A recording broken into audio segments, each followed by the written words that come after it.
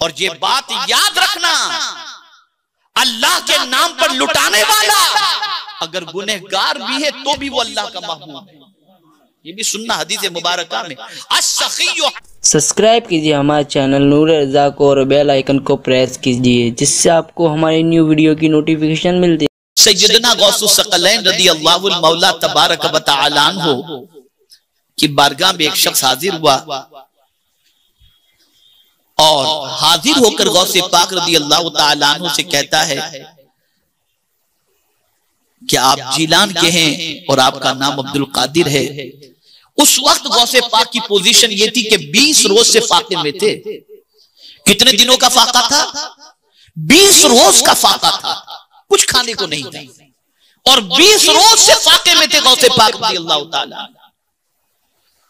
और वो शख्स मिला और मिलकर के सैयदना गौसे पाक रज़ियल्लाहु तआला अन्हु से कहा कि हुजूर मेरा एक बोझ हल्का हो गया, आज आप मिल गए तो।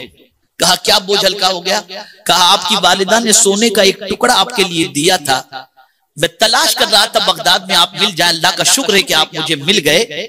ये सोने का टुकड़ा आपकी अमानत है, आप इसे कबूल फरमा लें।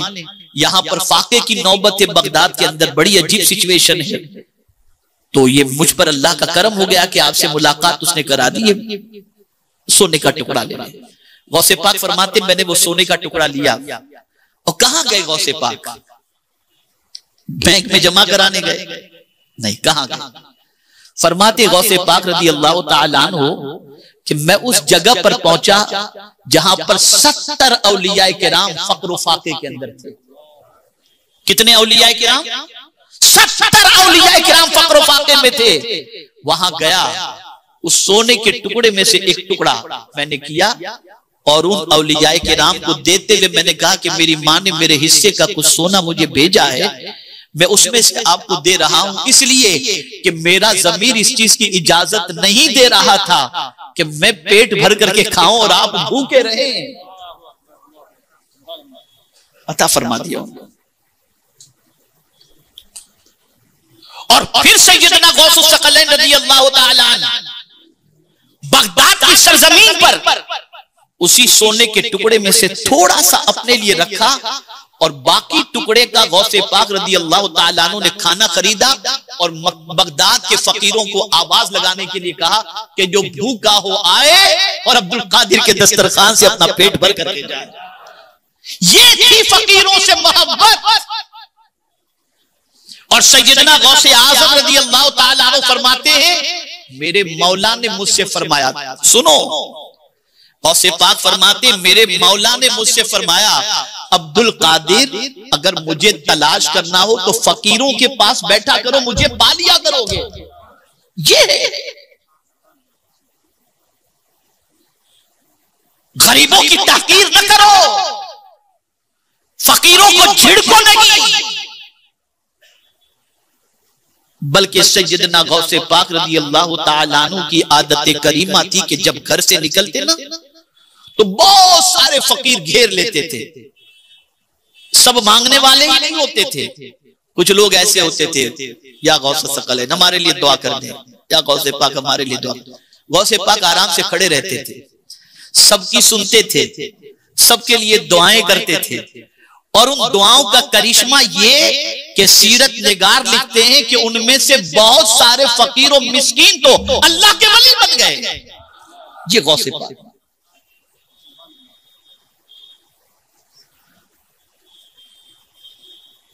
तो गरीबों से मोहब्बत करना, गरीबों को खाना खिलाना, फकीरों को खाना खिलाना, ये वो अमल है जो रसूल आज़म सल्लल्लाहु अलैहि वसल्लम की सुन्नत मुबारका है। मेरा ये जुमला जिंदगी भर आप दिमाग के अंदर महफूज कर लें, बल्कि दिल में महफूज कर लें। खिलाने वाला कभी भूखा नहीं रहता। आप ये याद रखिएगा। आप अगर किसी को खिलाने के आदी बन जाएं, गुरबा और मसाकीन को खिलाने के आदी बन जाएं, मैं यकीन के साथ कहता हूं मौला कभी भूखा नहीं रखेगा। और बुखारी और मुस्लिम की हदीस है, आकाए करीम सल्लल्लाहु अलैहि वसल्लम इरशाद फरमाते हैं तुम बंदों पर लुटाओ, अल्लाह तुम पर लुटाए।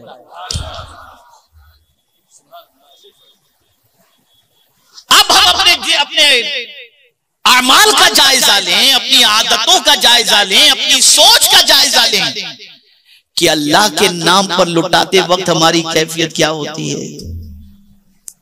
दाढ़ी भी है, सब कुछ है, लेकिन जहां अल्लाह के नाम पर देना हो तो कैफियत थोड़ी सी चेंज हो जाती है। दिल में कड़वाहट सी महसूस होती है, दिल खींचा जाता है, यार कम हो जाएगा, कम हो जाएगा, कम हो जाएगा।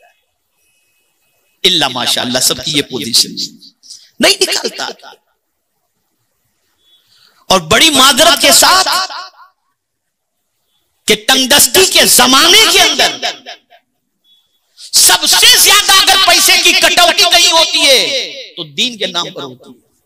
आदमी दीन के नाम पर जितना लुटाता था ना, जहां तंगदस्ती आई तो मोबाइल का रिचार्ज कम नहीं कराएगा, गाड़ी का पेट्रोल खत्म नहीं कराएगा, गाड़ी बंद नहीं कर देगा, बस वगैरह पकड़ के नहीं जाएगा, घर का एयर कंडीशन बंद नहीं करेगा, होटल में खाना खाना बंद नहीं करेगा।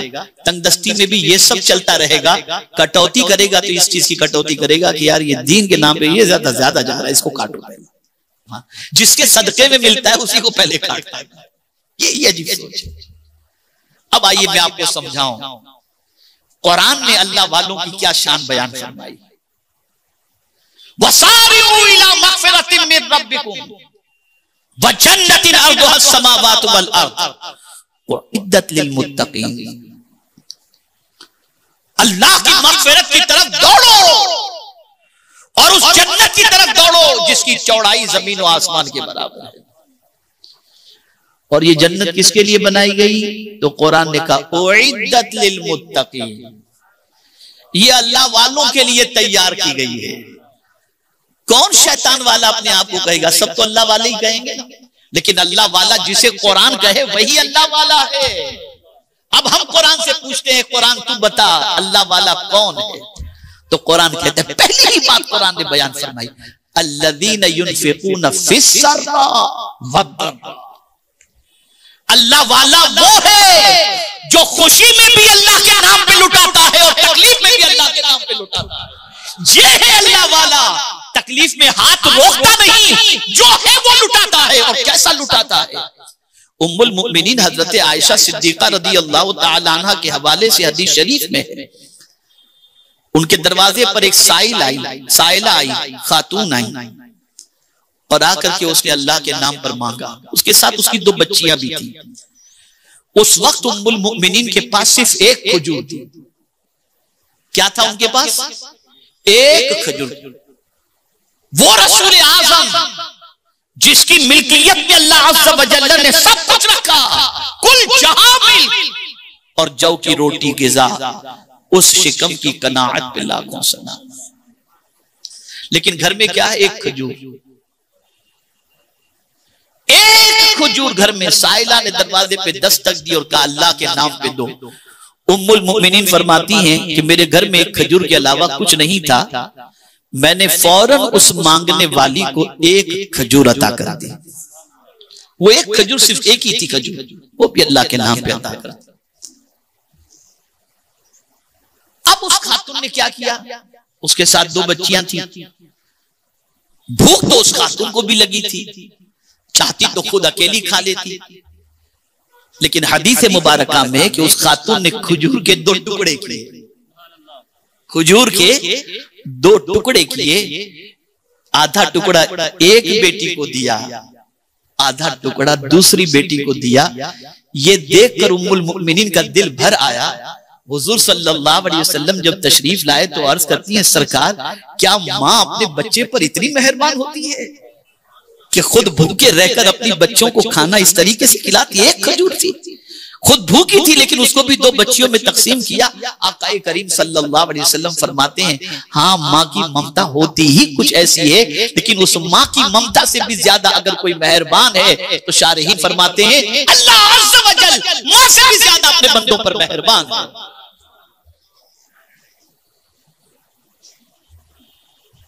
एक खजूर घर के अंदर, उसे भी लुटा दिया अल्लाह के नाम पर।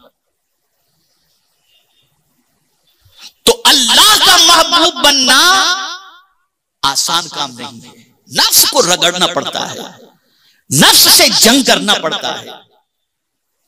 और ये बात याद रखना, अल्लाह के नाम पर लुटाने वाला अगर गुनहगार भी है तो भी वो अल्लाह का महबूब है। ये भी सुनना हदीस मुबारका में, अस्सखिय्यु हबीबुल्लाह वलौ काना फाजिर, हदीस शरीफ के अंदर है, अल्लाह के नाम पे लुटाने वाला अल्लाह का महबूब है अगरचे वो गुनहगार क्यों ना हो, इसलिए कि उसकी जात से बंदे को फायदा पहुंच रहा है, अल्लाह के बंदे को फायदा पहुंच रहा है।